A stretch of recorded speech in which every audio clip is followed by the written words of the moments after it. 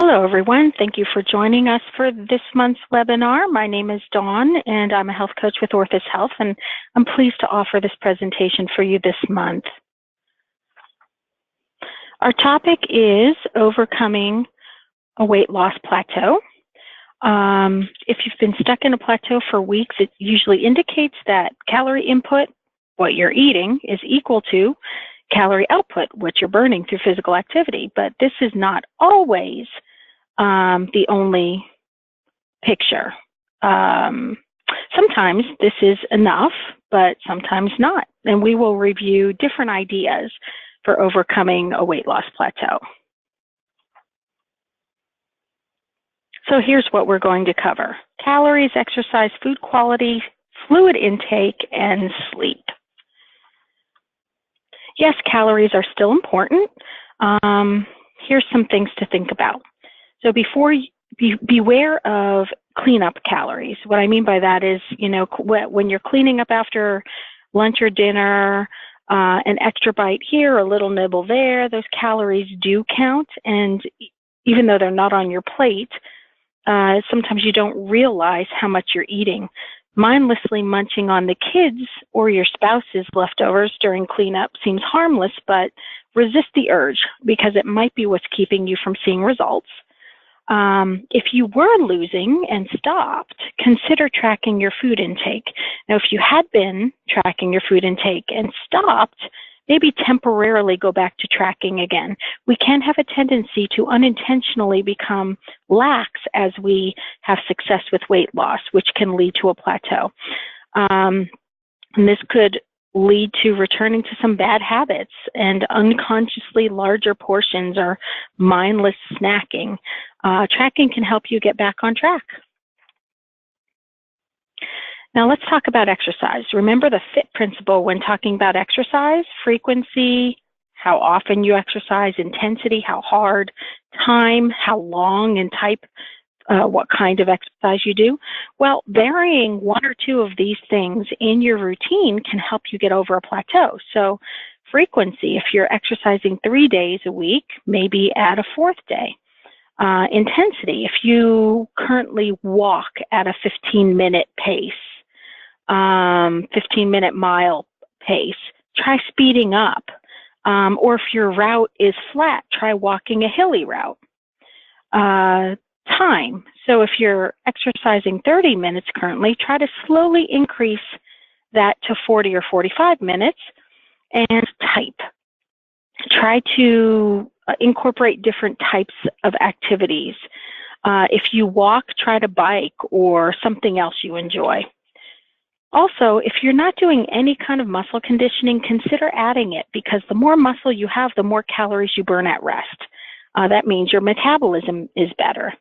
If you do some muscle conditioning already and you're only using the selectorized type of weight stack equipment, try adding some free weights, because they do incorporate other muscles to help stabilize when you're using free weights. Also, if you use free weights, evaluate your sets, reps, and weight. If you lift heavy and feel like you're not losing because you're gaining muscle, decide what's more important to you: the number on the scale or the added muscle, because you may consider instead that using percent body fat or circumference measurements is better for you to evaluate what your goals are rather than a scale. And then rotate your routine. Plugging away on the treadmill for the past 3 or 4 months, then it's time to change up your workouts, because the muscles become familiar with the same old, right? So it makes your routine less effective. So to see a change in body fat, you have to get outside of your fitness comfort zone. Try maybe incorporating some high-intensity interval training. It has been shown to burn body fat effectively. Try doing speed work at the track, a boot camp class at the gym, or alternating walking and running intervals on a treadmill or outside. Just remember to progress slowly and deliberately when incorporating high-intensity exercise into your routine, because doing too much too fast can leave you too sore, tired, or even injured, which will definitely slow you down. Also, busting through a weight loss plateau is sometimes more than calories in and calories out. Processed foods might not cut it anymore, so choose more quality whole foods like fresh fruits and vegetables, beans, and lean proteins. These are loaded in fiber and can help you burn body fat. A good goal is at least 30 grams of fiber a day from fresh fruits, vegetables, and whole grains. One study found that for every gram of fiber we consume, we eliminate 7 calories from our diets later in the day. So that means that if you hit the suggested 30-gram mark, you could cancel out 210 calories a day, enough to result in 16 pounds of weight loss over the course of a year.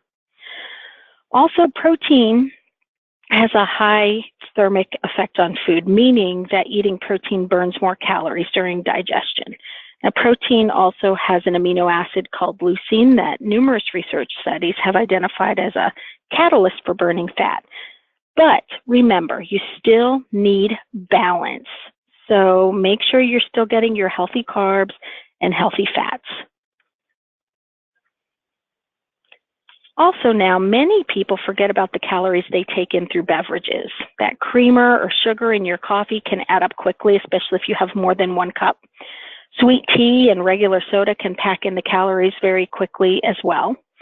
However, if you think diet drinks are the answer, think again, because diet drinks sweetened with artificial sweeteners like aspartame and sucralose are either very low calorie or calorie free. But recent studies have suggested that they might still encourage weight gain. One study found that not only were artificial sweeteners shaky when it comes to weight management, but people who drank them routinely had an increased body mass index and increased risk of developing cardiovascular disease.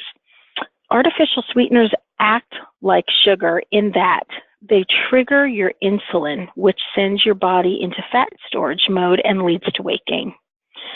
Now, researchers from the University of Texas found that over the course of about a decade, diet soda drinkers had a 70% greater increase in waist circumference compared with non-drinkers.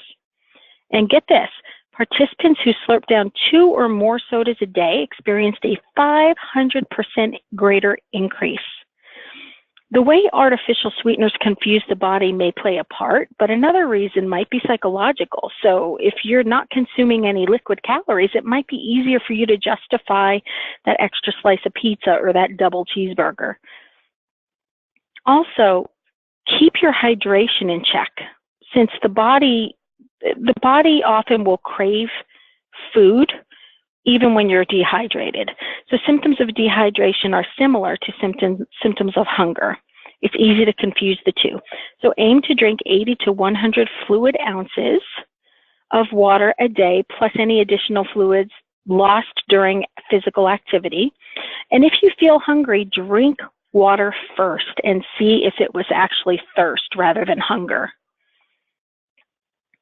Lastly, a full night's sleep is vital to losing body fat because it resets your hormones. Even a little sleep deprivation can lead to increased cortisol, which is your stress hormone, and elevated cortisol levels can lead to body fat accumulation around your midsection. A study in the American Journal of Clinical Nutrition found that when people were starved of sleep, late night snacking increased, and they were more likely to choose high-carb snacks. In another study at the University of Chicago, sleep-deprived participants chose snacks with twice as much fat as those who slept at least 8 hours. Another study found that sleeping too little prompts people to eat bigger portions of food, increasing weight gain. And also a review of 18 research studies found that a lack of sleep led to increased cravings for energy-dense, high-carbohydrate foods. Now, however, on the other side of this, there was a study that followed more than 68,000 American women for 13 years. Those researchers found that those who got adequate rest each night tended to put on less weight during middle age. The study concluded that women who got only 5 hours of sleep a night were 1/3 more likely to have substantial weight gain. By substantial, I mean like 30 pounds or more. over the course of that study than those who got at least 7 hours of sleep. The findings of this research study adds to the growing body of evidence that sleep habits can affect your weight. One possible reason is the hormones, as we talked about. Another may be eating extra calories, but this extra consumption of calories couldn't be blamed for the weight gain in this study.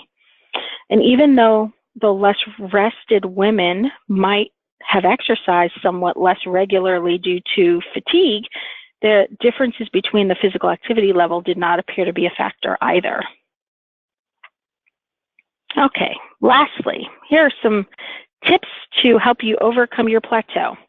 First, evaluate your calories and focus on real food, lots of fresh fruits and veggies, as well as lean protein. Change up your exercise. Change any 1 or 2 areas in the FIT principle, and maybe consider adding intervals or cross-training. Thirdly, limit high-calorie drinks and avoid diet drinks. Opt for more water or naturally unsweetened drinks like unsweet tea. And finally, get enough sleep. Most adults need between 7 hours of sleep.